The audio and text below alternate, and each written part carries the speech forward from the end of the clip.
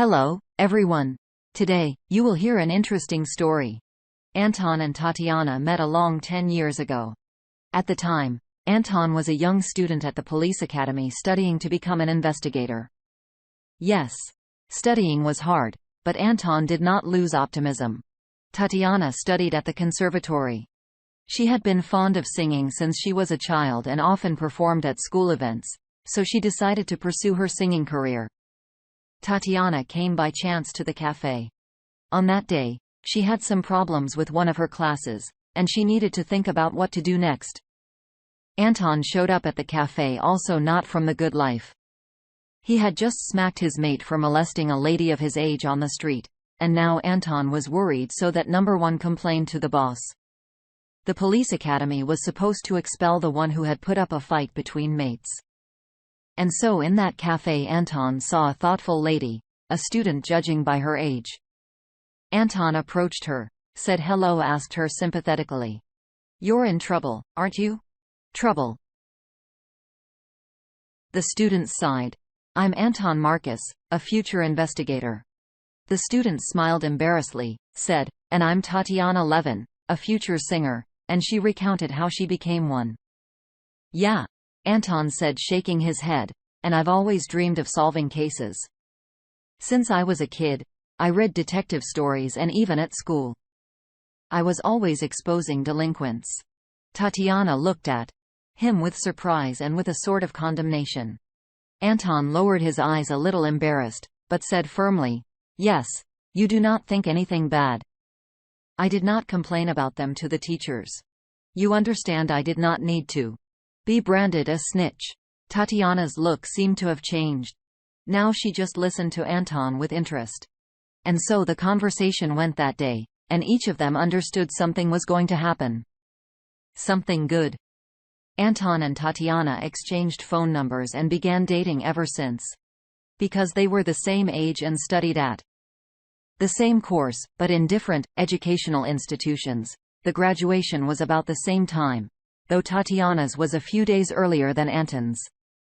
When all the ceremonies were over, when Anton finally got a job as an investigator, when it became clear that Tatiana would become the lead singer of the Central Opera House, then the future spouses decided to get married.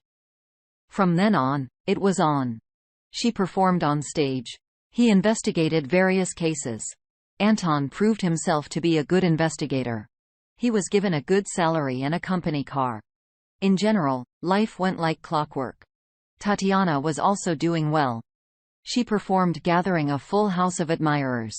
She also received a lot of money. At first, Anton strained the huge number of fans of his wife, but Tatiana once said, "Honey, do not worry. These people will not do anything to our marriage. I love you and only you," and she kissed Anton on the cheek. Anton instantly calmed down, smiled sweetly, hugged Tatiana. "Okay. Let's forget it," he said for reassurance. And again, calm, peaceful life. Anton came to terms with the sheer number of admirers of Tatiana and stopped responding to them. This went on for several years. Anton was sometimes not in a good mood that he could not attend premieres where his wife was performing. Sometimes he would come just in time for the banquet, apologized, gave Tatiana flowers, and politely declining invitations to sit at the table, he went home. Once he was similarly late for the premiere, just a little, just 5 minutes. Anton got upset and rushed straight into the dressing room. "Hey, where are you going?"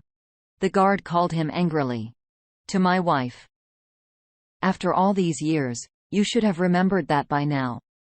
The guard shouted something more, but Anton could not hear him anymore. He really wanted to catch his wife in the dressing room, as her exit was not the first in line. Alas, he did not catch his wife. However, the trained eye of the investigator at once caught one detail: a strange, chaotic arrangement of bottles with nail polish and other goodies. The fact that Tatiana always loved strict order, both at work and at home. And she demanded the same from her husband. It pissed Anton off sometimes, but he had learning to live with it. Okay. Anton consoled himself. Maybe this time, She was in a hurry to get to the stage, that's why it happened. He didn't ask his wife about anything that day. He decided to check on her the next day. The next day in the dressing room, all the bottles were displayed in the usual order. Tatiana. Once again, Anton was reassured. Then he noticed a few more times a little disorder in the dressing room, but did not pay much attention to it because he understood Tatiana was in hurry to perform, and therefore could not always keep track of things. And never once did it bother him that Tatiana in some conversations began to avert his eyes. Another incident turned everything upside down in Anton's life. One day, he was passing the Central Opera House in his company car and stopped at a traffic light. The red light here was always on for quite a long time, and Anton started looking at the wide car park in front of a theater. Suddenly 2 people appeared on the huge porch of the establishment. Anton recognized his wife at once, but what the other type was, Anton had to think back. "Where have I seen you? You bastard," Anton thought. And he remembered it was the chief conductor in this theater. "And what the hell are you doing with my wife?" the investigator barked in his mind. What happened next finally enraged Anton. Chief conductor led Tatiana to a huge black Mercedes with a personal driver. Opened the door and Tatiana sat down. Then the conductor got in. And then already in the car on the back seat, they hugged each other. It probably even kissed a hickey. "So that's who was in your dressing room," Anton guessed belatedly. He was the one who left the mess. At that moment, another car honked from behind. Anton realized the light was on green. "Well, here's a sudden case for me," Anton thought, not happy at all. What it was, he could not yet understand. But he did when he handed in his shift at the investigator's office. After work, he approached the chemist, said in a low voice, "I have a work for you, but don't say anything," and slipped a large sum of money into his pocket. "Yes," the chemist said eagerly and also in a low voice. "Can you make a remedy that will make a person lose his or her voice?" "I don't need much. It would be enough to keep my wife from singing." The chemist hesitated and asked sympathetically, "Has she cheated?" "Yes." Anton answered hurriedly and asked, "Well, will you do it?" "I'll give you more money later." "I'll do it," said the chemist. "Wait here if you want." So Anton waited. He waited for a long time, several hours. And all the time his mind was spinning with thoughts, including some very insidious ones. In fact, at the moment Anton was more ruled by emotions than by common sense. Anton already regretted 100 times that he had not jumped out of his car at once and punched this chief conductor in the face. "All right, take it easy," Anton reassured himself and retreated for a while to his office. There he made a request to be provided with CCTV footage from that day. Fortunately, these cameras around the city are a dime a dozen. He wanted to find out where the chief conductor had taken Tatiana. Fortunately, he remembered the number plate of Mercedes. And Anton began to look long and hard to see where the car had gone. "Anton, I did what you asked," said the chemist, opening the door to the office. "You put it in your wife's coffee, and she won't be able to sing in her clear voice. Instead, you'll get a horrible noise that will make the audience's ears wither." Anton, not taking his eyes off the screen, answered, "Yes, thank you," and gave more money to the chemist. "Are you going home?" Later. Later. "Well, suit yourself. Eventually." Anton tracked down where the Mercedes had gone, some backwards place that not many people go to at all. Luckily, the driver stopped so that a CCTV camera could see the interior. The chief conductor said something to the driver, and he went somewhere. And then the conductor and Tatiana began to engage in a well-known thing right in the back seat of the car. Anton was so surprised by what was happening that he did not even turn on the video on the screen and did not record the shame for his wife afterwards, or rather he almost didn't. At the last moment, he did make a screen recording, but that short video showed the end of the process. After that, both the chief conductor and Tatiana straight into the camera. Anton felt uncomfortable. Even though it was already recorded, alas. Anton was not allowed to keep the video file on his computer and was only provided with broadcasting. And that's when Anton clearly recorded their faces. Yes, Anton said in a whisper and went home. His wife was already asleep, which amused Anton. He fell asleep himself. In the morning, he made Tatiana coffee, sprinkling inconspicuously what the chemist had created. He said with all kinds of kindness, "Sweetheart, I made you a drink." "Thank you, darling." Tatiana rejoiced and kissed Anton on the cheek. How Anton was infuriated by this hypocrisy. But there was no way out. It was necessary to the end of the role, so he kissed his wife back and hurriedly said that he had to move on to work. So early, Tatiana was surprised. Today, alas, yes. In fact, Anton was in a hurry to intercept the chief conductor on his way to the opera house. And Anton succeeded. As he drove onto the main city avenue, he noticed a Mercedes with the appropriate number plates ahead, pressed the accelerator of his company car and leveled up with the conductor's car. Next, he pressed the Mercedes against the curb, jumped out of the car, shoved his investigator's ID card at the driver and yelled, "Be right there. If you move, I'll put you behind bars." The driver seemed frightened and nodded his head. Then Anton went to the back passenger door, yanked it open and the conductor out of the back seat. "Are you out of your fucking mind?" shouted the man. A bald, bespectacled man with a puffy mustache and an elongated face, an obvious aristocrat. Well, or a man who looked like one. "You're the one who's a prick." Anton embarked out the same. "Do you know who I am?" "I am the chief conductor of the Central Opera House, Max Broom." Then Anton Grind showed his ID with feigned calmness and said, "Investigator Marcus, and I am here to see you on an unannounced case." The conductor lowered his arrogance, lowered his eyes. Apparently, he disliked investigators very much. And yet he asked, "What case is it with me?" "The case of my wife with whom you have been engaged." And Anton gave the address. "This is slander." The conductor shrieked.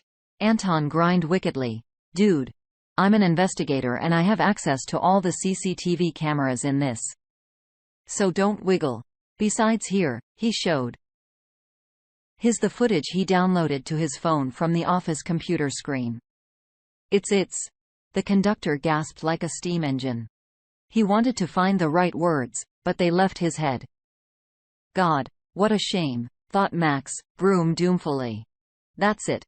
End of career, end of glory, end of everything. So what are we going to do now? Anton asked Anton bloatingly. Delete the tape, demanded the conductor. Otherwise, I'll hire a killer and he'll kill you. And that is a criminal offense. And you prove it. There is a witness. Anton nodded at the driver. The conductor's eyes flickered in panic. Finally, he rushed to the front door, opened it, threw the driver out and rushed, knocking down a man on the pedestrian crossing. Fortunately, there was only a few abrasions and a broken arm. That is when Anton called the police. What happened next, Anton learned by hearsay. It was like this: Broom had skidded through several intersections at a red light, at which point he was followed by 2 police cars. Broom gave cops the middle finger through the open window and swerved into a pedestrian zone. There he ran through several street cafes, demolished a soda machine and raced across a bridge over a man-made canal into the depths of the park, but not far. Trying to avoid hitting another person, Broom twisted the wheel sharply to the right, and the car flipped over, hitting a bump in the process. In the upside-down position, it rolled for a few dozen meters, rammed the parapet of another man-made canal and plunged into the water. It was not very deep, only a meter, but the car did a few somersaults and landed on the roof. The doors jammed and Broom himself was badly injured. The cause was drowning, as the medical experts later stated. Meanwhile, Anton returned home and posted on the internet video of Tatiana and Broom in the car. And on that day, there was another premiere, which was even partly going to be shown live on television. Or rather, not the whole premiere, just the beginning. Of course, Tatiana did not perform that day. She came home in tears and said, "Darling, I've lost my voice." "Yes. That happens to cheaters," Anton said. He looked indifferent, but the anger was boiling in him. Tatiana looked her husband in the eyes and realized denial makes no sense. "Anton, the investigator." All sniffed out and figured it out. "You have attacked the wrong man," he said. "I can smell a lie a mile away. You set me up so I wouldn't have a voice. Didn't you?" "Yes. I did. And I'm afraid it's permanent." "You bastard." Tatiana screamed and slapped him across the face. Anton took the slap. Said coolly, "Get out of here before the journalists came." What have they forgotten here? Tatiana did not understand. "Look." Anton showed the video posted on the internet. Adultery. Tatiana slapped Anton in the face and left the house. The day she spent in the city park, hid there from my witnesses and learned of the death of Broom. Then she spent the night in the basement of some house, and the next day, she learned that she was fired and, dishonorably. Now no theater could hire her with such a record. And the cheating video kept collecting views, likes, and comments. Soon Tatiana was recognized in the streets and poked her with the finger, though she did not look like the beautiful opera singer at all. The fact is that while there was a divorce case, Tatiana lived on the street eating out of dumpsters and so on. In general, she led the life of a vagrant. However, people are people, and soon they forgot about the affair, and the video on the internet was lost. Just as the trail of Tatiana was lost too. One thing is clear, she could not end well, and it is unlikely that she lived to a ripe old age. And Anton, in turn, met a new soloist of the same opera house. The woman was divorced and was bringing up a 7-year-old son on her own. The lady's appearance was, frankly speaking, rather ugly, but that was not what made Anton fall in love with the singer. Her name was Linda. Linda turned out to be very kind and faithful as well as understandable, and her voice was much clearer than Tatiana's. Linda had a lot of good points. Her son Yuri was at first wary of the newcomer in the family, but then he accepted Anton as his father. And on the same day, Linda declared, "Now that Yuri had accepted you, the wedding could be arranged." "Do you agree?" "I agree," said Anton. They lived happily ever after. Dear listeners, your support is very important to us. If you like our story, please like, comment, and subscribe. It's very motivating for us. We need your feedback to improve our content.